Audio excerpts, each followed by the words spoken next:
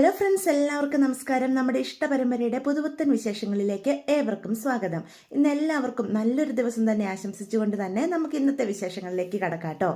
അങ്ങനെ സുകന്യ ആകാശിന്റെ മീനാക്ഷിയുടെ റൂമിലേക്ക് കയറി ചെല്ലുക. അപ്പം സുകന്യെ കാണുമ്പോൾ തന്നെ മീനാക്ഷിക്ക് ആകെ സങ്കടം വരിക. എങ്ങനെ ഈ പ്രശ്നങ്ങളെയൊക്കെ പരിഹരിക്കും എന്നൊക്കെ ചിന്തിച്ചിങ്ങനെ നിൽക്കുക. ആഹാ, ഇന്നും ആകാശ് നല്ല ഫോമിലല്ലേ കയറി വന്നിരിക്കുന്നത്. 4 കാലിലാണല്ലോ നിൽക്കുന്നത്. മദ്യപിച്ച മതോമത്തനാകാന്നൊക്കെ ഞാൻ കേട്ടിട്ടേ ഉള്ളൂ. ആകാശിനെ കണ്ടപ്പം എനിക്കിന്നത് മനസ്സിലായി എന്നൊക്കെ പറയാ. ഏയ്, ഒരു കുഴപ്പമില്ല സുകന്യേച്ചി എന്ന് അപ്പം മീനാക്ഷി പറയും. ആകാശിന് ഒരു കുഴപ്പമില്ലെന്ന് കണ്ടപ്പോൾ തന്നെ എനിക്ക് മനസ്സിലായി. എന്തായാലും ബാലേട്ടൻ വന്നിട്ടുണ്ട്, നിങ്ങളെ വിളിക്കുന്നുണ്ട്, അങ്ങോട്ട് വേഗം ചെല്ലാൻ നോക്ക് എന്ന് പറയും കേട്ടോ. ഞങ്ങൾ വന്നോളാം, സുകന്യേച്ചി നടന്നോ എന്ന് അപ്പം മീനാക്ഷി പറയും. ഏയ്, അതിന്റെ ആവശ്യമില്ല. ചിലപ്പം മീനാക്ഷിക്ക് തന്നെ ആകാശിനെ പിടിച്ചോണ്ട് വരാൻ ബുദ്ധിമുട്ട് കാണുവേ, ഞാനും കൂടി സഹായിക്കാം. അപ്പം ആകാശ് പറയും, എന്നെ ആരും പിടിക്കണ്ട, ഞാനേ തന്നെ നടക്കും. ഈ ആകാശിന് 2 കാലുകളുണ്ട്. ആ 2 കാലുകൊണ്ട് ഈ ആകാശ് തന്നെ നടന്ന് അച്ഛൻ്റെ അടുത്തേക്ക് പോകും. നിങ്ങൾ കണ്ടോ എന്ന് പറഞ്ഞ ആകാശ് എഴുന്നേക്കൂട്ടോ. അപ്പം മീനാക്ഷിയാണ് പെട്ടെന്ന് ആകാശിനെ കയറി പിടിക്കാൻ നോക്കും. വേണ്ട മീനു, നീ എൻ്റെ കയ്യിൽ പിടിക്കണ്ട, ഈ ആകാശ് തന്നെ നടന്നു പോകും എന്ന് പറയാം. അപ്പം വീണ്ടും മീനാക്ഷി പറയും, സുകന്യേച്ചി ചെല്ല, ഞങ്ങൾ ഇപ്പം വരാം. അല്ല, ഇനി എന്തിനാ വൈകിപ്പിക്കുന്നേ എന്നപ്പോൾ ചോദിക്കേ. ആകാശ് ഒന്ന് ഫ്രഷ് ആയിട്ട് ഇപ്പം ഇറങ്ങും, എന്നിട്ട് ഞങ്ങൾ വന്നേക്കാം എന്ന് പറയും. അയ്യോ, അത് വേണ്ട, ബാലേട്ടൻ അവിടെ നിങ്ങളെയും കാത്താൻ നിൽക്കുന്നേ. ഈ പ്രശ്നം പരിഹരിച്ചിട്ട് ബാലേട്ടന് വേറെ കാര്യങ്ങളുണ്ടല്ലോ, അല്ലാതെ ഇതിൻ്റെ പുറകെ നടക്കാൻ ബാലേട്ടന് സമയമുണ്ടോ? നിങ്ങളെ ഇപ്പം എന്തായാലും അങ്ങോട്ട് വന്നാൽ മതി, നിങ്ങളുടെ ഒപ്പേ ഞാനും വരുന്നു എന്ന് പറയേ. സുകന്യേച്ചി നടന്നു, ഞങ്ങൾ വരിക എന്ന് അപ്പം നമ്മുടെ മീനാക്ഷി ഇച്ചിരി കടുപ്പിച്ചങ്ങ് പറയും. ആ ശരി എന്നും പറഞ്ഞ് സുകന്യ അവിടെ നിന്ന് ഇറങ്ങി ചെല്ലും കേട്ടോ. അതേസമയം ബാലൻ അവിടെ ആകെ ദേഷ്യം പിടിച്ച് നിൽക്കുക. അപ്പം പെട്ടെന്ന് നമ്മുടെ ധർമ്മൻ അടുത്തേക്ക് ചെന്നിട്ട് പറയും, അളിയ, ആവശ്യമില്ലാത്ത പ്രശ്നത്തിനൊന്നും പോവണ്ട എന്ന് പറയാം. ധർമ്മ, നീ മിണ്ടാതെ നിൽക്കുക, ഇവിടെ എങ്ങനെ പരിഹരിക്കണമെന്ന് ഈ ബാലൻ അറിയാം എന്ന് പറയൂ കേട്ടോ. അപ്പൊ സുകന്യ അങ്ങോട്ട് കടന്നു വരിക. ബാലേട്ട വരുന്നുണ്ട്, മദ്യപിച്ച് മതോമത്തനായി 4 കാലിൽ എഴഞ്ഞ ആകാശ് വരുന്നത്. എന്തായാലും ഞാനും കൂടി പിടിക്കാന്ന് പറഞ്ഞിട്ട് പോലും സമ്മതിക്കുന്നില്ല. മീനാക്ഷി ഒരു വിധത്തെ കൂട്ടിക്കൊണ്ട് വരുന്നുണ്ട് എന്ന് പറയാം. അപ്പം മീനാക്ഷിയുടെ പുറകെ ആകാശം കൂടി ബാലന്റെ അടുത്തേക്ക് വരിക. അപ്പം ഇച്ചിരി അകന്നാണ് കേട്ടോ അവർ നിൽക്കുന്നത്. അപ്പം മീനാക്ഷിയോട് പറയും, മാറി നിൽക്കുക, എനിക്ക് ഇവനോട് നേർക്ക് നേരെ സംസാരിക്കണ്ടേ എന്ന് പറയാം. അപ്പം പെട്ടെന്ന് സുകന്യ പറയും, കണ്ടോ ബാലേട്ട, മീനാക്ഷിയുടെ പിന്നിൽ ഒളിച്ചു നിൽക്കുക, ബാലേട്ടനെ അഭിമുഖീകരിക്കാനുള്ള മടി കൊണ്ട് 2 വർത്താനം അങ്ങ് പറയുക. ബാലേട്ടന് എനിക്ക് തന്ന വാക്കൊന്നൊക്കെ മറന്നിട്ടില്ലല്ലോ എന്ന് ചോദിക്കുക. അപ്പം സുകന്യയോട് ബാലൻ പറയും, ഈ ബാലന് ഒരു വാക്കേ ഉള്ളൂ, ഞാൻ ആർക്കെങ്കിലും ഒരു വാക്ക് കൊടുത്തിട്ടുണ്ടെങ്കിൽ അത് പ്രാവർത്തികമാക്കാനും ഈ ഗോമതി സ്റ്റോഴ്സ് ബാലൻ അറിയാം എന്ന് പറയൂ കേട്ടോ. അപ്പം മീനാക്ഷി പറയും, അച്ഛ, ഒരു തവണത്തേക്കൊന്ന് ക്ഷമിക്കച്ച എന്ന് പറയാം. ഞാൻ മീനാക്ഷിയോടല്ല സംസാരിക്കുന്നത്, എൻ്റെ മകൻ ആകാശിനോടാ, അതും അവരോട് നേർക്ക് നേരെ എനിക്ക് സംസാരിക്കാനുള്ളത് എന്ന് പറയേ. അപ്പം ഇത്രയും പറയും, അങ്കിൾ പ്രശ്നം ഉണ്ടാക്കില്ല അങ്കിൾ, ഇപ്പം അപ്പച്ചി കൂടി ഇവിടെ ഇല്ലല്ലോ. ഈ പ്രശ്നം പരിഹരിക്കാൻ ഈ ബാലൻ മാത്രം മതി, ഗോമതിയുടെ ആവശ്യം പോലും ഇവിടെ ഇല്ല.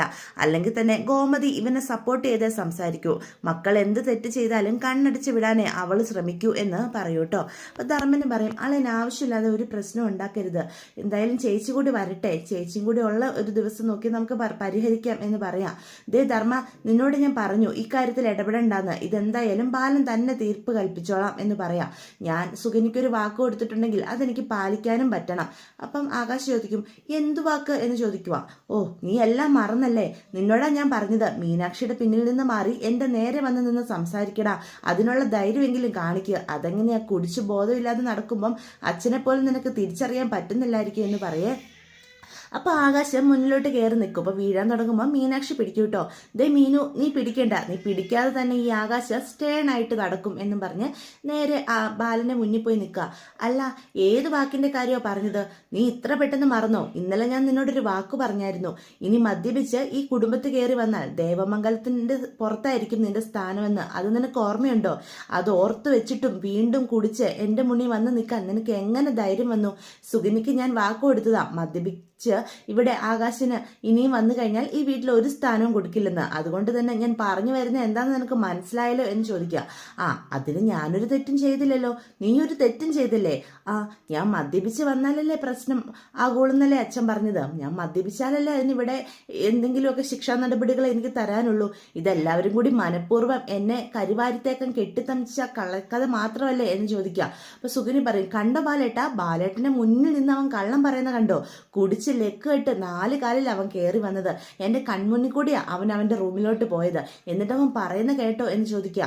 അപ്പൊ ബാലൻ പറയും, ഞാൻ സുഗന്യക്ക് വാക്ക് കൊടുത്തതാ, കുടിച്ചിട്ട് ആകാശ് ഇനിയും വന്നാൽ അവനെ ഈ വീടിന് പുറത്താക്കുമെന്ന്. ഞാൻ പറഞ്ഞെന്താ വരുന്നത് നിനക്ക് മനസ്സിലായല്ലോ എന്ന് ചോദിക്കുക. ഇല്ല, എനിക്ക് മനസ്സിലായില്ല.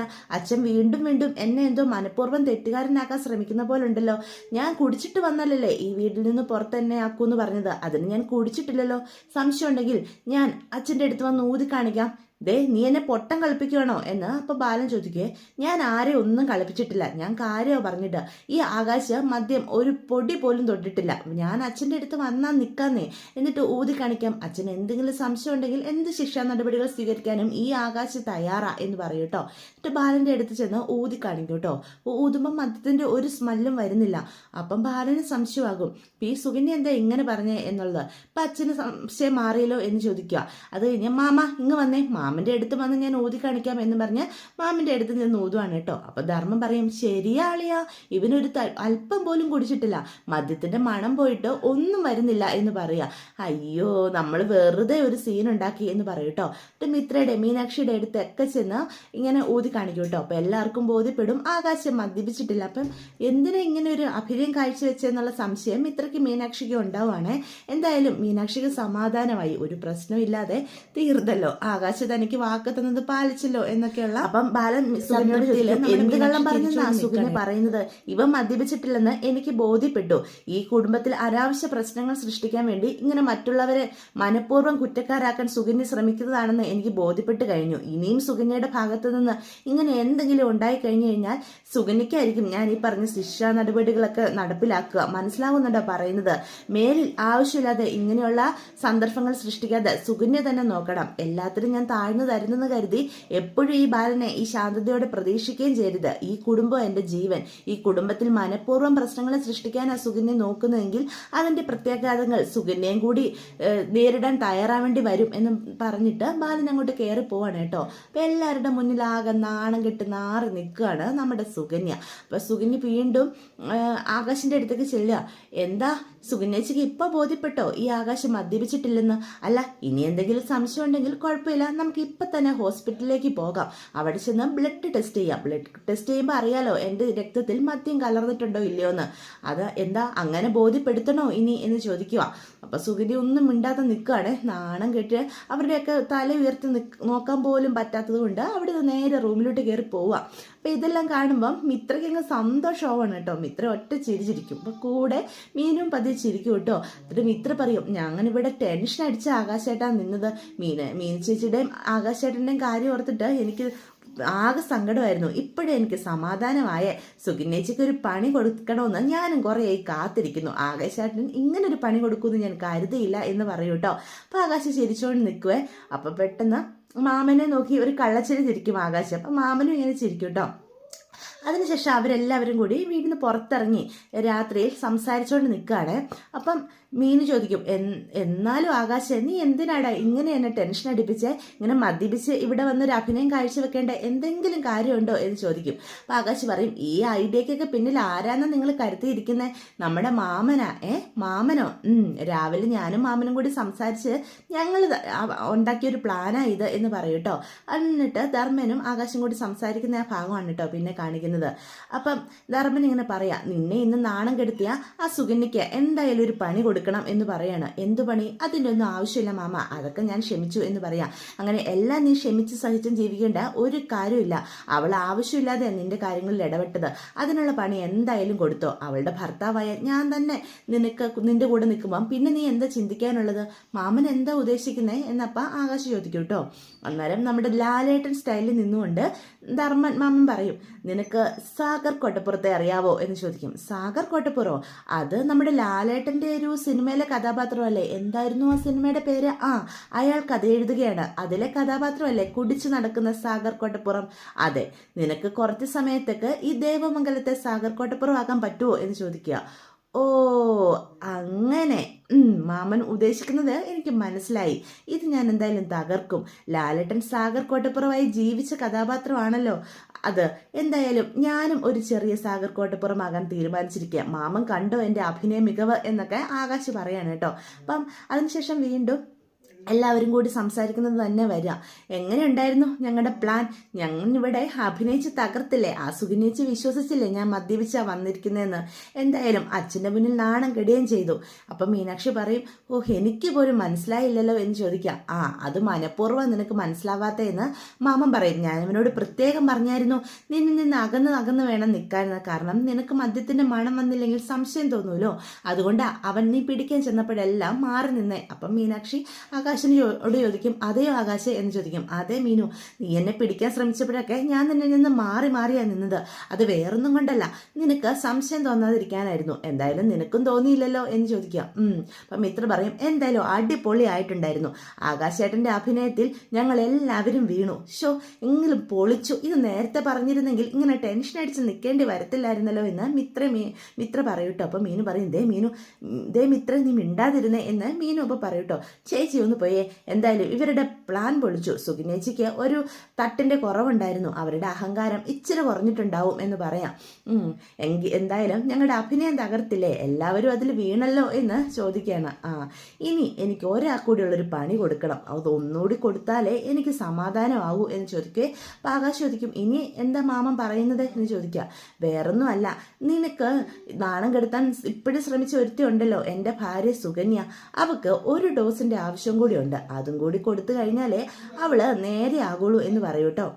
അപ്പം മീനാക്ഷി പറയും, എൻ്റെ മാമ ഇനി ഒരു പ്രശ്നത്തിനും പോകണ്ട, സുഗിനേച്ചിക്കുള്ള കൊട്ട് നിങ്ങൾ എല്ലാവരും കൂടി കൊടുത്തില്ലേ, അച്ഛൻ്റെ വകയും കിട്ടിയിട്ടുണ്ട്, ഇതിൽ കൂടുതൽ ഇനി എന്ത് കൊടുക്കാനാ എന്ന് പറയാം. അത് ആകാശിൻ്റെ ഭാഗത്തു നിന്നുള്ള കൊട്ട്, ഇനി ഇത് എൻ്റെ ഭാഗത്തു നിന്ന് ചെറിയൊരു ഡോസിൻ്റെ ആവശ്യം കൂടി അവൾക്കുണ്ട്. എല്ലാത്തിനും ഞാൻ താന്ന് കൊടുക്കുന്നത് കൊണ്ട് അതിൻ്റെ അഹങ്കാരം അവൾക്ക് ശരിക്കും ഉണ്ട്. അതിൻ്റെ ഇച്ചിരി മാറ്റി കൊടുക്കണം, ഇല്ലെങ്കിലേ അവൾ നമ്മുടെ തലയിൽ കയറി നിരങ്ങും. ഈ കുടുംബത്തിൽ മനഃപൂർവ്വം പ്രശ്നങ്ങൾ ഉണ്ടാക്കാൻ അവൾ വന്നപ്പം മുതൽ നോക്കുന്നത്. അതൊക്കെ എനിക്ക് മനസ്സിലാകുന്നുണ്ട്. ചില സമയത്ത് എനിക്ക് നിസ്സഹായനായിട്ട് നിൽക്കാതെ പറ്റുന്നുള്ളൂ, പക്ഷെ അവസരം കിട്ടുമ്പോൾ നമ്മളത് എന്തായാലും ഉപയോഗിക്കണമല്ലോ എന്നും പറഞ്ഞ് നമ്മുടെ ധർമ്മൻ സുഗന്യയുടെ അടുത്തേക്ക് കയറി പോവാണ് കേട്ടോ. ഇപ്പോഴും മീനാക്ഷിക്ക് ഈ നടന്ന സംഭവം ഒന്നും വിശ്വസിക്കാൻ പറ്റുന്നില്ല കേട്ടോ. അപ്പം മിത്ര ചോദിക്കുക, എന്തു പറ്റി മീനു ചേച്ചി എന്ന് ചോദിക്കുക. ഇപ്പോൾ ഇവിടെ നടന്ന കാര്യങ്ങളൊക്കെ ഓർത്തിട്ടേ ഞാൻ ടെൻഷൻ അടിച്ച് തീരാറായിരുന്നു. ആകാശ് എൻ്റെ വാക്ക് തെറ്റിച്ച് വീണ്ടും മദ്യപിച്ച് വന്ന് ഇവിടെ പ്രശ്നങ്ങൾ ഉണ്ടാക്കി അച്ഛൻ്റെ വായിലിരിക്കുന്നതൊക്കെ കേൾക്കേണ്ടി വരുമല്ലോ. അതുമാത്രമല്ല, ഇവനെ വീട്ടിൽ നിന്ന് ഇറക്കി വിടില്ലേ, ഞങ്ങൾ പുറത്തു പോകേണ്ടി വരില്ലേ, ഇതൊക്കെ ഓർത്ത് എന്തുമാത്രം ടെൻഷനായിരുന്നു എനിക്കെന്നറിയാവോ. ഞാൻ സത്യത്തിൽ മുള്ള നിൽക്കുന്ന പോലെയാണ് നിന്നത് എന്ന് പറയാം. അപ്പം ആകാശവാദം ചോദിക്കും, ഞാൻ നിനക്കൊരു വാക്ക് തന്നിട്ടുണ്ടെങ്കിൽ അത് പാലിക്കാതിരിക്കുന്നു നിനക്ക് തോന്നുന്നുണ്ടോ എൻ്റെ മീനു?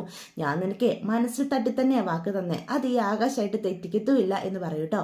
അതൊക്കെ കേൾക്കുമ്പോൾ മീനാക്ഷിക്ക് ഒരുപാട് സങ്കടമാവുക. അതേസമയം സുകന്യ റൂമിൽ ആകെ ടെൻഷൻ അടിച്ച് ചമ്മി നാറിയിരിക്കുകയാണ്. അങ്ങോട്ടാണ് ധർമ്മൻ ഒരു പഴമൊക്കെ തിന്നുകൊണ്ട് ചെല്ലുന്നത്. അപ്പം സുകന്യയോട് ധർമ്മൻ ചോദിക്കും, വല്ല ആവശ്യം ഉണ്ടായിരുന്നോ? ഇതിപ്പം അളിയൻ്റെയും ആകാശിൻ്റെയും മീനുവിൻ്റെയും മിത്രയുടെ ഒക്കെ മുന്നിൽ ആകെ നാണം കെട്ടില്ലേ? ചേച്ചിയും ദേവി ഇവിടെ ഇല്ലാത്തത് കൊണ്ട് അവർ ഈ സംഭവം അറിഞ്ഞിട്ടില്ല. എന്തായാലും ചേച്ചി വരുമ്പം അവരും അറിയും. എല്ലാവരുടെ മുന്നിൽ ഇങ്ങനെ നാണം കെട്ടി നിൽക്കേണ്ട അവസ്ഥ നീ തന്നെ ഉണ്ടാക്കിയതല്ലേ? ഞാൻ നിന്നോടൊരു 1000 തവണ പിന്നാലെ നടന്ന് പറഞ്ഞതല്ലേ, ഈ കുടുംബത്തിലുള്ള മറ്റാരുടെയും പിന്നാലെ നടന്ന് പ്രശ്നം ഉണ്ടാക്കരുത്, ആരുടെയും കാര്യത്തിൽ ഇടപെടരുതെന്നൊക്കെ. നിനക്ക് വല്ല കാര്യം ഉണ്ടായിരുന്നോ എന്ന് ചോദിക്കുക. ധർമ്മേട്ട, ഞാൻ ആകെ പുകഞ്ഞു നിൽക്കുക, നിങ്ങളും കൂടി ഓരോന്നും പറഞ്ഞ് എൻ്റെ ടെൻഷൻ കൂട്ടല്ലേ എന്ന് പറയാം. ഞാൻ കാര്യം പറഞ്ഞതാ, ഇതിപ്പം അളിയന് നിന്റെ കാര്യത്തിൽ വേറെന്തൊക്കെയോ സംശയം കൂടി ഉണ്ടെന്നാ എനിക്ക് തോന്നുന്നത്. എന്ത് സംശയം? മറ്റേ അസുഖമില്ലേ, ഹാലലൂയോ, മറ്റേ ലാലേട്ടൻ്റെ സിനിമ വിസ്മയത്തുമ്പത്ത് ആ അസുഖത്തെപ്പറ്റി പറയുന്നുണ്ട്. ഹാലലൂയ അല്ല, ഹാലുസിനേഷൻ. ആ സ്റ്റേഷൻ തന്നെ. ആ സ്റ്റേഷൻ നിനക്കുണ്ടോ എന്ന് അളിയനൊരു സംശയമുണ്ട്, എന്നോട് ചോദിക്കുകയും ചെയ്തു എന്ന് പറയാം. ബാലേട്ടൻ എന്താ നിങ്ങളോട് ചോദിച്ചത്? അല്ല സുകന്യ എന്താ ഇല്ലാത്ത കാര്യം പറഞ്ഞേന്നിങ്ങനെ ചോദിച്ചായിരുന്നു എന്ന് പറയാണ്. നിന്നോട് ഞാനൊരു 100 തവണ പറഞ്ഞതാ, ആവശ്യമില്ലാത്ത പ്രശ്നത്തിലൊന്നും പോയി ചാടരുതെന്ന്. നിനക്ക് വല്ല കാര്യം ഉണ്ടായിരുന്നോ? ആകാശിൻ്റെ മീനാക്ഷിയുടെ കാര്യത്തിലൊക്കെ പോയി ഇടപെടാൻ? അവരുടെ പ്രശ്നങ്ങളൊക്കെ അവർ പരിഹരിച്ചു വരും, അല്ലാതെ നീ എന്തിനാ അതിലൊക്കെ പോയി ഇടപെടാൻ പോയത്? ധർമ്മേട്ടൻ ആവശ്യമില്ലാത്തതൊന്നും പറയണ്ട, ഞാനുള്ള കാര്യമാണ് പറഞ്ഞത്. ഇതിപ്പം ആദ്യമൊക്കെ അളിയന് നിന്നെപ്പറ്റി നല്ലൊരു ഇമേജ് ഉണ്ടായിരുന്നതാ, നീയായിട്ട് തന്നെ അത് നശിപ്പിച്ചെന്നേ എനിക്ക് പറയാനുള്ളൂ. അതെന്താ അങ്ങനെ ധർമ്മേട്ടൻ പറഞ്ഞേ? ഞാൻ വെറുതെ പറഞ്ഞതാ. ധർമ്മേട്ടൻ വെറുതെ ഒന്നും അല്ല പറഞ്ഞേ.